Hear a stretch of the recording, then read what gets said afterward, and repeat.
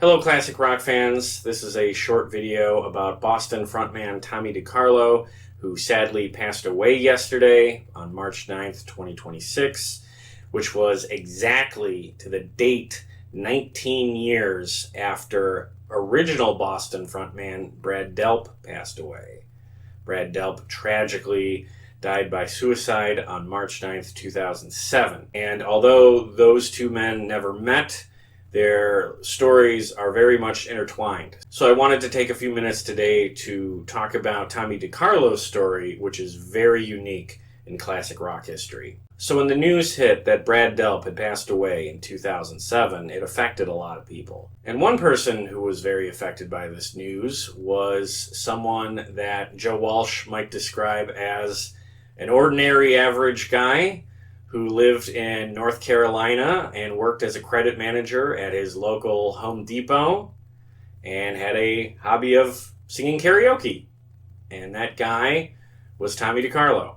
Tommy DeCarlo's favorite band was Boston, and he was heartbroken over the news that Brad Delp had passed away. So in order to process these emotions, Tommy pulled up some Boston karaoke tracks and set up a mic in his bedroom, and he recorded vocals for a couple of Boston covers. And he even recorded his own original song, which he wrote in tribute to Brad Delp. Well, it was kind of original. What he did was he took the karaoke instrumental track for the Boston song, A Man I'll Never Be, and he rewrote the lyrics into a tribute song that he called A Man He'll Always Be, and then the lyrics were a tribute to Brad Delp. So when he was done, he had this little collection of Boston cover songs. But he didn't really know what to do with them. He didn't know how to get them out into the world for other Boston fans to hear. It was actually Tommy's daughter who suggested that he set up a MySpace page. Remember that? Jeez, that takes me back. And post these recordings on MySpace. He didn't even know what MySpace was at the time, but he did, and he got those recordings online. And from there, several Boston fans found those recordings and really liked them. In fact, he got a message from someone who had an old email address that at one point was associated officially with Boston and suggested that Tommy send an email to this address with the link to these songs. So he sent that email, and that email found its way to the wife of Tom Scholz. Tom Scholz, of course, is the primary creative force in Boston. And Tom must have been in the room while his wife was playing these tracks, and it got his attention. So much so that he had to hook his computer up to his professional speakers to parse out that it was a karaoke recording and not some old bootleg. In order to believe it, we had to plug the computer into some big speakers so that I could listen to the background music to see if it was the band. And then I realized it wasn't the band, it was a karaoke track and somebody was singing to it, so it wasn't Brad. Because he wasn't sure that it wasn't Brad Delp singing at first.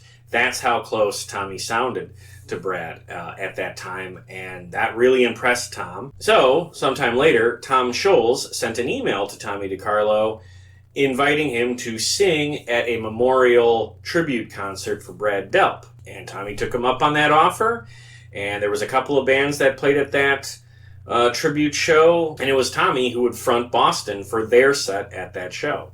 And after that concert, Tommy was prepared to go home thinking he had lived out a great fantasy of singing with his favorite band, but expecting it would just be this one-off occasion. What he did not expect was the phone call he got a couple of days later from Tom Scholz, who told him that he wanted to take Boston out on tour in 2008, and again, he was inviting Tommy DeCarlo to be the lead singer for that tour. And of course, Tommy DeCarlo accepted. Now, if you go back and watch interviews with him from that time, you'll hear him say that it wasn't really a dream come true because he never even dreamed of singing for Boston. Like, he had dreams, but not that big of dreams. He didn't think the lead vocalist spot in Boston would ever be something he could do. So this was like beyond a dream come true. And every news story about this from that time includes B-roll of him working his then still day job as a credit manager at Home Depot. And you see him in these news clips going up to customers, asking if there's anything he can help them with. And it's really charming because this is a genuine Cinderella story. It was a Everyman to Frontman deal. And that became a little more common in the years after. There's a couple of bands who did this sort of thing with lead singers, but he was one of the first. It was either him or Arnel Pineda in Journey. Boston did a co-headlining tour with Styx in 2008, and Tommy DeCarlo was the lead singer, but he was not the only lead singer. Boston also brought on Michael Sweet from Stryper, and that happened because Michael Sweet had reached out to Tom Scholz and basically just offered to do the gig because he knew the band needed a singer and he wanted to help out.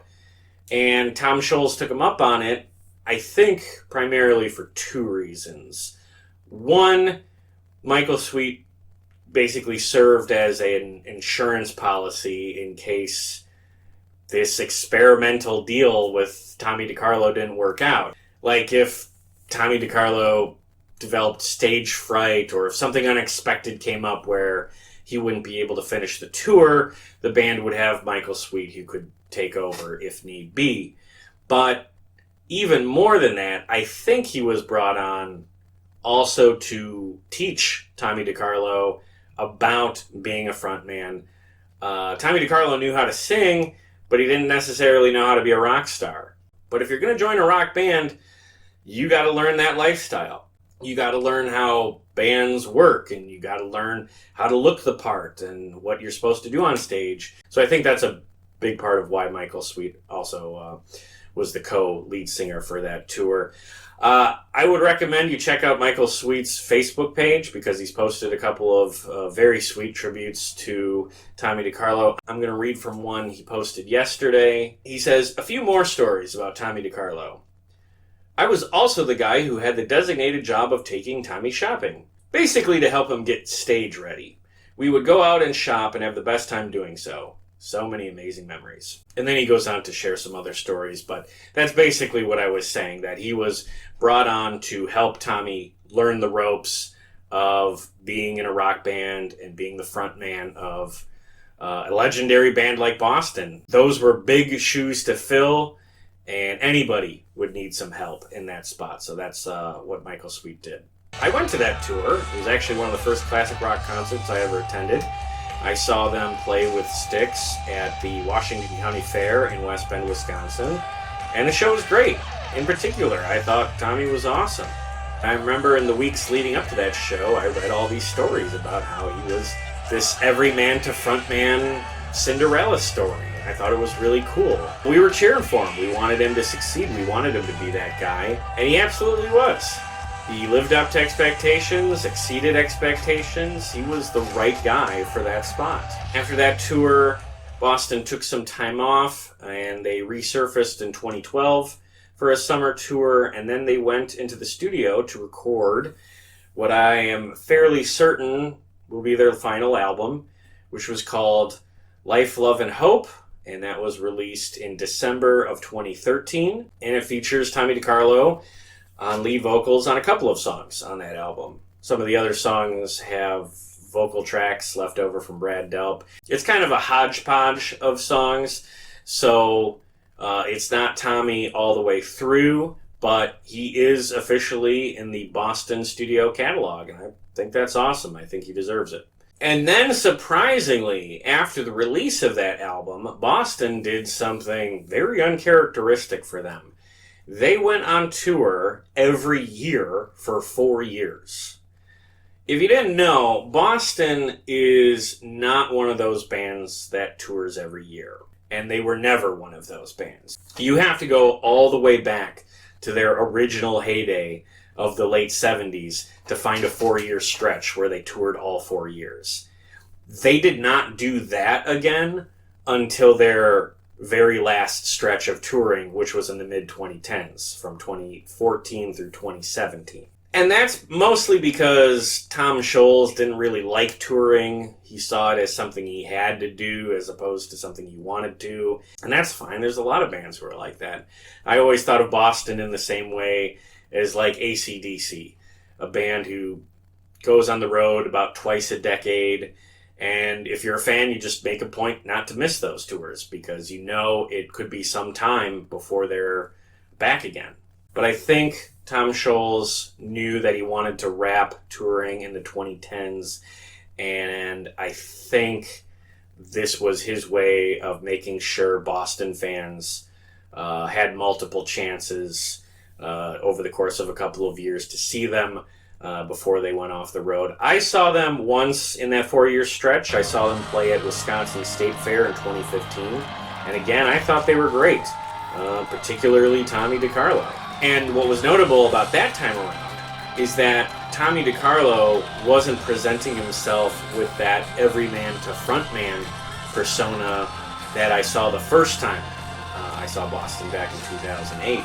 When I saw him in 2015, he had longer hair, he had better clothes, and most importantly, he had way more confidence on stage. So now, his onstage persona was that of a bona fide rock star. It's no longer, I'm just lucky to be here. It's, no, I belong here. I'm the guy for this job. I have earned this spot.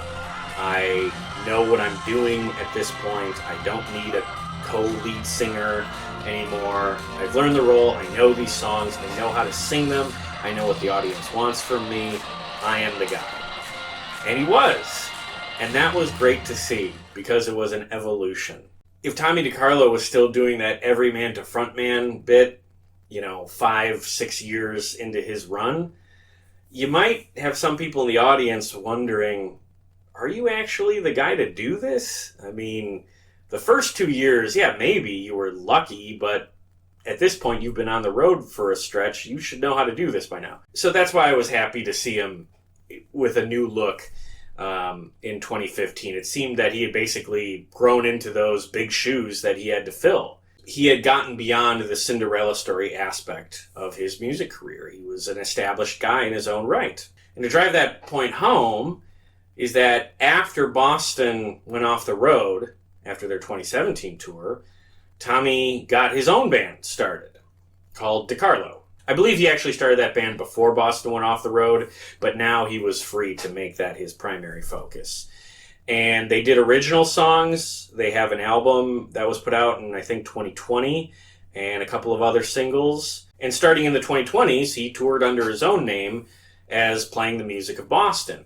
And I hate to say this, but I did have a couple of chances to see him in concert. He played Summerfest here in Milwaukee a couple of times, and also Waterfest in Oshkosh. And unfortunately, I missed all of those shows. In particular, I'm irritated at myself for skipping the Waterfest show.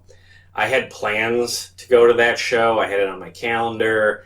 I can't remember what came up and prevented me from going, but that was definitely a show I remember that I was making a point to get to, and for whatever reason, it just didn't happen. So I never got to see him after that 2015 show, to my deep regret, because I enjoyed him at the 2 Boston shows I saw. And now that I do concert reviews on this channel, I absolutely wanted to see more from him on stage. In fact, he was on my list of people I was hoping to interview someday, because he's got such a fascinating story, such a unique story in classic rock. And he seems like just about the nicest guy, so I'm sure it would have been great to talk to him. But unfortunately, that just didn't happen. So to all of you concert fans out there, it's just another reminder. If there's someone coming to your town that you're a fan of, go now. Buy the tickets now, because you're just not guaranteed another chance. And this is one that hurts, because I definitely thought I would have another chance. I mean, he was only 60 when he passed away. So you never know. Don't take people for granted. That's all I can say on that. From what's been posted on social media, Tommy passed away from brain cancer, which was discovered last fall. He went into the hospital last fall, and his family put up a GoFundMe to help with his medical bills. And they posted several updates after that made it sound like he was trending in the right direction and might recover, A long road ahead of him, of course, but, reason to hope. But unfortunately, it just wasn't meant to be, and he sadly passed away. So I just wanted to record this video in tribute to Tommy DeCarlo because I think he had a fantastic run with Boston. Nearly 10 years with that band, over 300 concerts performed. It's very impressive, again, for a band that even in their heyday didn't really tour that much. He extended the lifespan of that band by about 10 years, and I can't overstate what a big deal that is, because when Brad Delp passed away, that could have been the end of the band. And I hate to say it, but that would have been a heartbreaking way for the band to end. Nobody wanted the band to end that way. So for a Brad Delp superfan to come from out of obscurity and take over his spot in that band and then lead that band for another 10 years, I think is very special. His run carried Boston into the age of social media, which is the primary way for younger fans to discover older music. So Tommy is a huge part of Boston's history, and as a Boston fan, I'm extremely appreciative that he was able to take that spot, because that gave me a chance to see them in concert. Brad Delp passed away just before I started seeing concerts regularly. So if not for Tommy DeCarlo, I might not have ever gotten a chance to see Boston. And each time I saw them with Tommy DeCarlo, I enjoyed it because he sang those songs so closely to how Brad recorded them on these classic albums. If you want to learn more about Tommy DeCarlo, he published an audiobook called Unlikely Rock Star, The Tommy DeCarlo Story, which you can find on Amazon. And that title says it all. I haven't listened to it yet, but I absolutely will be in the coming weeks, and I will definitely be revisiting some of Tommy's songs with Boston and also his music from his solo catalog. So if you're a Boston fan who wishes there was just more Boston music available, I would recommend you check out Tommy's solo album, which was called Lightning Strikes Twice. That was released on the Frontiers label, and there's some other singles out there as well. All of that music is very much inspired by the music he was performing with Boston. So, again, if you like Boston, there's probably some songs in his solo catalog that you would enjoy as well. So with that, I just want to offer my deepest condolences to Tommy DeCarlo's family. They posted on Facebook that they are asking for privacy at that time, which is totally appropriate. I would recommend following Tommy DeCarlo's social media pages. If there's anything they want fans to know about, I'm sure it'll be posted there. If you've seen Tommy DeCarlo in concert, either with Boston or solo, please share some of your memories in the comments below. Please keep the DeCarlo family in your thoughts and prayers. And also remember that now that Tommy has passed away, it's really on us as fans to keep his legacy and memory alive. You can do that by sharing clips of him on social media. You can listen to his music. You can tell your friends about the time you saw him in concert with Boston, and mention his Everyman to Frontman story and how cool that is. It's not on the family or the band or some other gatekeeper to keep his legacy alive. It's on us, the fans. We have to remember him and we have to celebrate him. And that's all I'm trying to do with this video. I just want to celebrate the man because he was a special guy who did great things. And I'm glad I got to see him in concert when I did. So, Tommy, wherever you are, thank you for the music. Thank you for the memories. You rock.